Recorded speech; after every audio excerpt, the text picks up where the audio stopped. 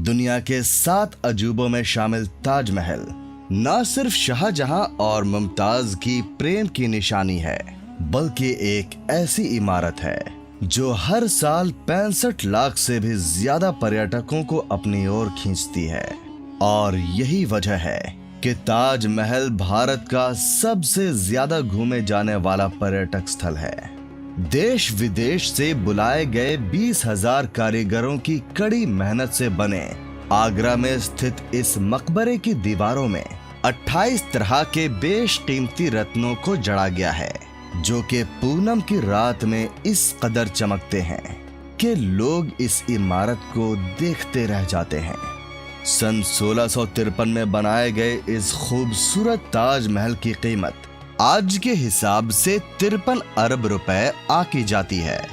इसकी दीवारों पर की गई नक्काशी की तकनीक इटली के कारीगरों से सीखी गई थी। उज़्बेकिस्तान के बुखारा से संगमरमर को तराशने वाले कारीगर बुलाए गए थे। पत्थरों को तराशने के लिए बलूचिस्तान के कारीगरों को बुलाया गया था और कैलीग्राफी के विशेषज्ञ को ईरान से बुलाया गया था।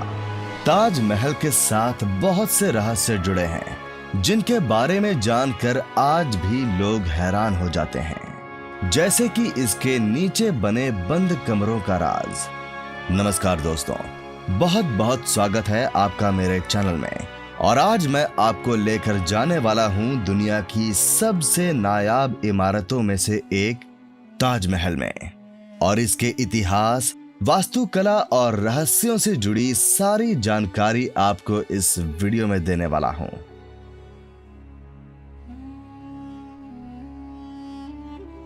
तो ताजमहल उत्तर प्रदेश के आगरा शहर में स्थित है और आगरा पहुंचने के बाद आप आसानी से बस, ऑटो रिक्शा, कैब या अपने निजी वाहन से यहां तक पहुंच सकते हैं। तो मैं अपने निजी वाहन से वेस्ट गेट पार्किंग की तरफ से ताजमहल के परिसर में पहुंचा और मैंने टिकट काउंटर तक लगभग 1 किलोमीटर का सफर पैदल चलकर पूरा किया।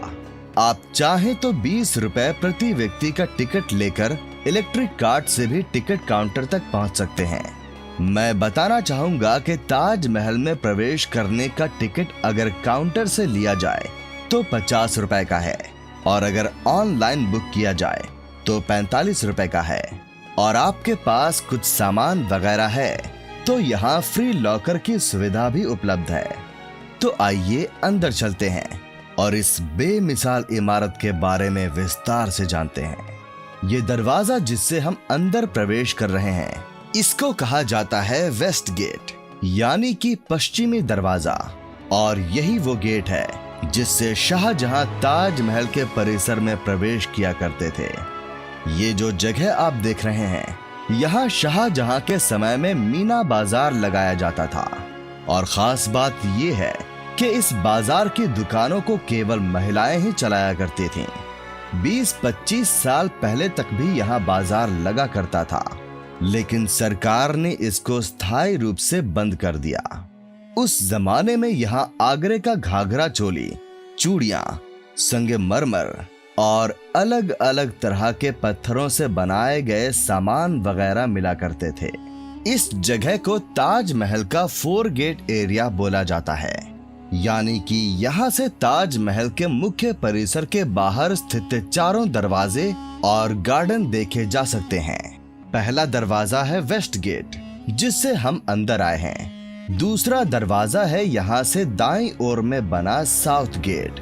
इस गेट को शाहजहां के कारीगरों के लिए बनवाया गया था। तो ताजमहल को बनाने आए कारीगर और उनका परिवार इसी गेट से इस परिसर में प्रवेश किया करता था।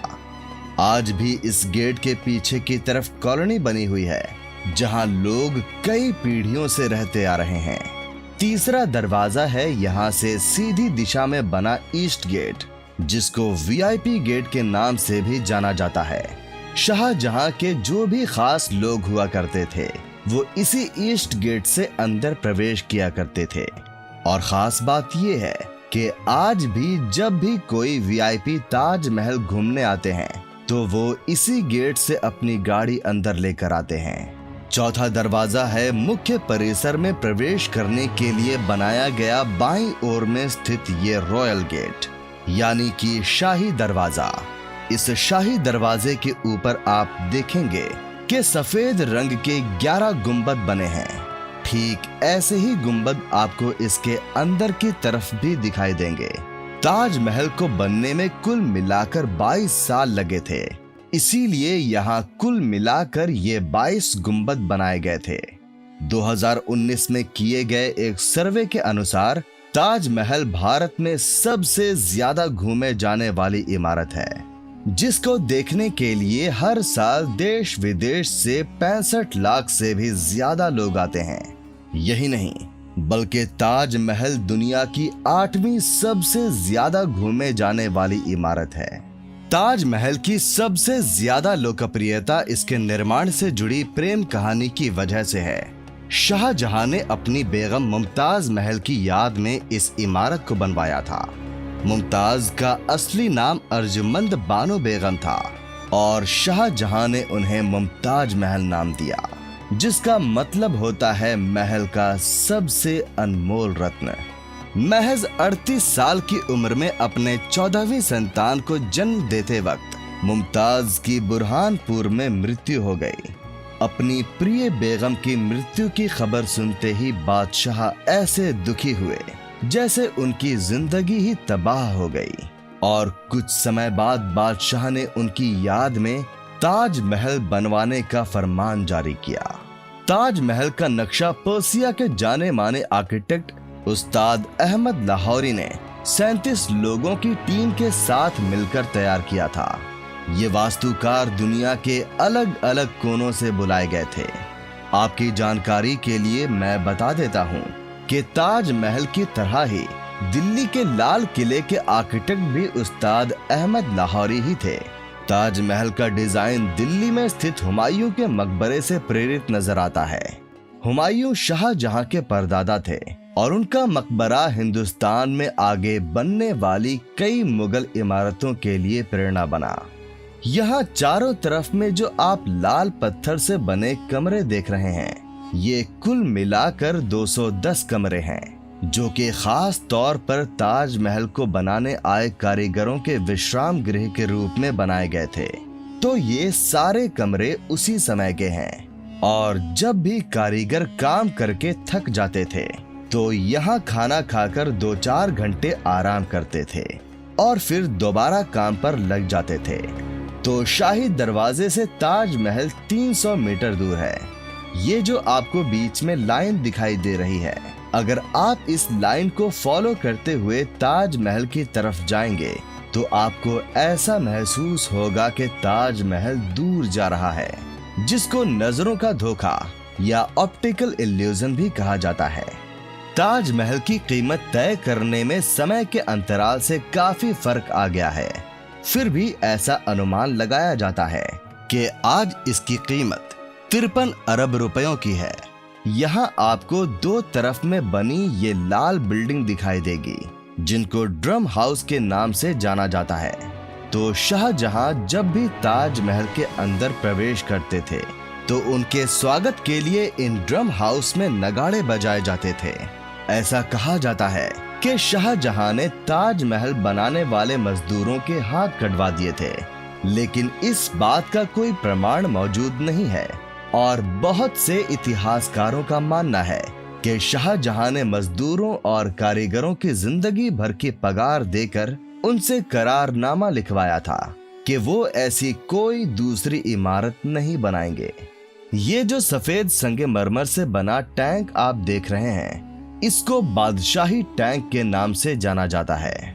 इसी जगह पर बैठकर शाहजहां ताजमहल को बनता हुआ देखा करते थे, और उनको कहीं भी कोई कमी लगती थी तो वो एक पत्थर हटवाकर दूसरा लगवाया करते थे।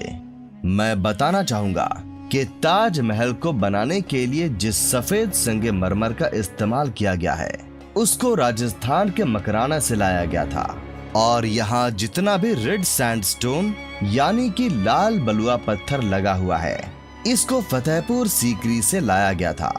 जेड और क्रिस्टल चाइना से मंगवाया गया था। लेपिस लेज़ली अफगानिस्तान से आया था। डरकोइश तिब्बत से, जस्पर पंजाब से, सैफायर श्रीलंका से, और कार्नेलियन अरब से लाया गया था।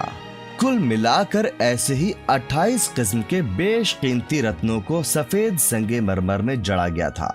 कहा जाता है कि इन सब चीजों को दूसरे मुल्कों से आगरा लाने के लिए 1000 से भी ज्यादा हाथी इस्तेमाल किए गए थे। ताजमहल के ऊपर आप जो भी काले रंग का लेख देख रहे हैं वो अरबिक भाषा में लिखा गया कुरान का पहला चैप्टर है। तो इसको लिखने के लिए किसी स्याही का इस्तेमाल नहीं किया गया है, बल्कि काले रंग के पत्थरों को काट काट कर इन मार्बल्स के अंदर बड़ी मेहनत से लगाया गया है। बताया जाता है कि जो भी कारीगर इन पत्थरों को काटने का काम करते थे उनकी उंगलियां घिसने से खून भी निकलने लगता था, इसीलिए ये काम बेहद मुश्किल हुआ करता था। इस कैलीग्राफी को डिजाइन करने वाले शख्स का नाम अब्दुल हक था, जिसे ईरान से बुलवाया गया था और बताया जाता है कि शाहजहां ने उसकी चकाचौंध कर देने वाली कला को देखते हुए उसे उपाधि के तौर पर अमानत खान नाम दिया था। ताजमहल का निर्माण आज से करीब 400 साल पहले 1631 में शुरू हुआ था और ये 22 साल बाद 1653 में पूरा बनकर तैयार हो गया था, जिसके पीछे 20,000 कारीगरों और मजदूरों की कड़ी मेहनत शामिल थी। ताजमहल को बनाने के लिए हर चीज को हीरे की तरह परख कर चुना गया था। इसकी दीवारों पर जो नक्काशी है, इसकी तकनीक इटली के कारीगरों से सीखी गई थी। उज़्बेकिस्तान के बुखारा से संगमरमर को तराशने वाले कारीगर बुलाए गए थे और पत्थरों को तराशने के लिए बलूचिस्तान के कारीगरों को बुलवाया गया था। यहाँ जो लाल रंग के फूल बने हुए हैं, ये कोई पेंटिंग नहीं है, बल्कि इन फूलों को अलग अलग किस्म के बेशकीमती पत्थरों से बनाया गया है, जो कि चांदनी रात में यानी पूनम की रात में चमकते हैं। जब पूनम का चांद निकलता है तो ताजमहल पूरा सफेद नजर आता है और जब चांद की रोशनी इन लाल फूलों पर पड़ती है तो ये भी जगमगा उठते हैं, जिससे यहाँ का माहौल देखने लायक होता है। तो अगर आप भी पूनम की रात में ताजमहल को जगमगाते हुए देखना चाहते हैं तो आपको उसके लिए 1000 रुपए का टिकट लेना होगा।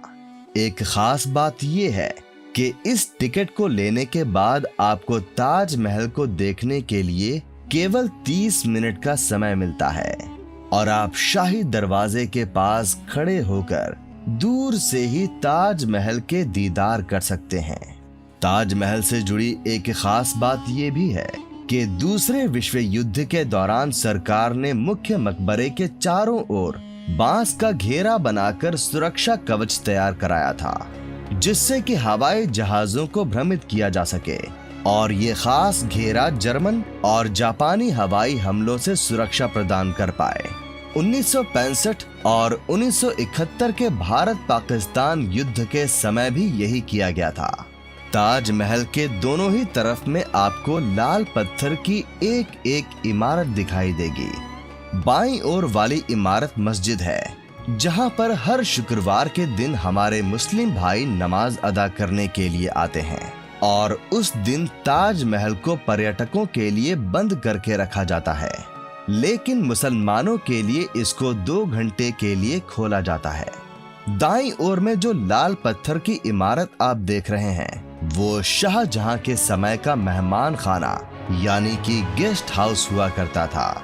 इस मेहमान खाने में शाहजहां के मेहमान 2-3 घंटों के लिए आराम करके चले जाते थे और यहाँ कोई भी मेहमान रात में नहीं रुकता था। मेहमानों के सोने का इंतजाम आगरा के किले में किया जाता था, क्योंकि वहाँ मेहमानों के ठहरने के लिए खास तौर पर कक्ष बनाए गए थे। यहाँ जो फव्वारे आप देख रहे हैं ये कुल मिलाकर 53 हैं और आज भी ये सही तरीके से काम करते हैं। इनमें से कोई भी फव्वारा नया नहीं है, बल्कि ये उसी जमाने के हैं जब ताजमहल बनवाया गया था। हालांकि बीच बीच में इनकी मरम्मत और साफ सफाई का काम जरूर करवाया जाता है। तो आप ये सोच रहे होंगे कि शाहजहां के समय में इन फव्वारों को बिना बिजली के भी कैसे चलाया जाता होगा। तो यमुना नदी के पीछे एक बड़ा सा पानी का टांका हुआ करता था और उस टांके में एक चरखा लगा हुआ था जिसको शाहजहां के सेवक चलाया करते थे और इस तरह से पानी उस टांके से इन फव्वारों तक आता था और ये फव्वारे चल पड़ते थे। लेकिन आज के समय में ये फव्वारे मोटर से चलाए जाते हैं। एक खास बात मैं आपको बताना चाहूंगा कि ताजमहल के परिसर में कुल मिलाकर 16 गार्डन हैं और जैसा कि मैंने बताया कि यहाँ 53 फव्वारे हैं, तो 16 और 53 अंकों को साथ में मिलाया जाए तो 1653 बनता है और ये 1653 वही साल है जब ताजमहल बनकर तैयार हुआ था। यहाँ जो ऊपर वाला बड़ा गुंबद आप देख रहे हैं, इसमें आपको थोड़ा पीलापन नजर आएगा और नीचे का हिस्सा सफेद दिखाई दे रहा है। तो इसका कारण है कि नीचे वाले हिस्से को मुल्तानी मिट्टी से साफ किया गया है और ऊपर वाले गुंबद की सफाई होनी बाकी है, इसीलिए इसमें थोड़ा पीलापन है। आगरा में प्रदूषण का स्तर ज्यादा होने की वजह से ताजमहल के संगमरमर में बार बार पीलापन आने लगता है, इसीलिए समय समय पर इसकी सफाई करवाई जाती है। इस गुंबद के ऊपर जो आपको किरीट कलश लगा हुआ दिखाई दे रहा है, वो शाहजहां के समय में सोने का हुआ करता था, जिसको बाद में अंग्रेज निकाल कर ले गए थे। इसीलिए सरकार ने यहाँ पीतल का कलश लगा दिया। यही नहीं बल्कि 1857 की क्रांति के दौरान अंग्रेजों ने ताज को काफी नुकसान पहुंचाने की कोशिश की थी और उन्होंने लैपिस लाजुली जैसे कई बेशकीमती रत्नों को ताजमहल की दीवारों से खोद कर निकाल लिया था। शायद आपको जानकर हैरानी होगी कि ताजमहल की जो 4 मीनारें हैं, ये बिल्कुल सीधी नहीं खड़ी हैं, बल्कि ये चारों बाहर की ओर हल्की झुकी हुई हैं। इन्हें ऐसा जानबूझकर बनाया गया था ताकि भूकंप जैसी आपदा आने पर अगर ये गिरे भी तो बाहर की ओर गिरें और मुख्य मकबरे को कोई नुकसान न पहुंचे। तो अब कुछ सालों से 50 रुपए के टिकट में इस प्लेटफॉर्म के नीचे के हिस्से तक ही जाने की अनुमति होती है और अगर आपको ऊपर के हिस्से में जाना है तो आपको कुल मिलाकर 250 रुपए का टिकट लेना होगा। ऊपर के हिस्से में शाहजहां और मुमताज की कब्र मौजूद है, जिसको देखने के लिए आप चाहें तो 200 रुपए ज्यादा खर्च कर सकते हैं। ताजमहल की नींव बनाते समय इसके चारों ओर बहुत से कुएं खोदे गए और इन कुओं में ईंट पत्थर के साथ साथ आबनूस और महोगनी की लकड़ियों के लट्ठे डाले गए। ये कुएं ताज की नींव को मजबूत बनाते हैं। आबनूस और महोगनी की लकड़ियों की खासियत ये होती है कि इन्हें जितनी नमी मिलती रहेगी, ये उतनी ही फौलादी और मजबूत बनती रहेंगी और इन लकड़ियों को नमी ताज के पास बहने वाली यमुना नदी के पानी से मिलती है। एक खास बात यह है कि यमुना नदी के पानी का स्तर हर साल घटता जा रहा है और लकड़ियों में नमी की कमी आती जा रही है। यही वजह है कि सन 2010 में ताजमहल में कुछ दरारें भी देखी गई थीं। ये सामने की ओर से यमुना नदी बह रही है। इस नदी के पीछे की ओर में आपको एक गार्डन दिखाई देगा जिसको कहा जाता है मेहताब बाग। आप जब भी कोई फिल्में देखते होंगे जिसमें ताजमहल को पीछे की तरफ से दिखाया जाता है, उनकी शूटिंग इसी मेहताब बाग में की जाती है। बताया जाता है कि शाहजहां अपने लिए मेहताब बाग में एक काला ताजमहल बनवाने वाले थे, लेकिन उनके बेटे औरंगजेब को लगा कि अगर ऐसा हुआ तो सारा खजाना उस काले ताज को बनाने में खर्च हो जाता और उसके हिस्से में कुछ नहीं आता। इसीलिए उसने ऐसा होने नहीं दिया और शाहजहां को आगरा के किले में बंदी बना लिया। आगरा के किले में मुसम्मन बुर्ज में शाहजहां को कैद किया गया था, जहां से बैठकर वो रोजाना घंटों तक ताजमहल को देखा करते थे। अगर आप शुक्रवार के दिन आगरा आते हैं तो आपको ताजमहल के परिसर में तो प्रवेश करने के लिए नहीं मिलेगा, लेकिन आप चाहें तो आप मेहताब बाग से ताजमहल का दीदार कर सकते हैं और मेहताब बाग से ताजमहल आपको कुछ ऐसा दिखाई देगा। यहाँ आपको ये खुफिया सुरंग भी दिखाई देगी जो कि ताजमहल के बेसमेंट से होते हुए सीधा आगरा के किले में जाकर खुलती थी। तो ये है आगरा के किले में मौजूद वो जगह जहाँ ये खुफिया रास्ता खुलता था।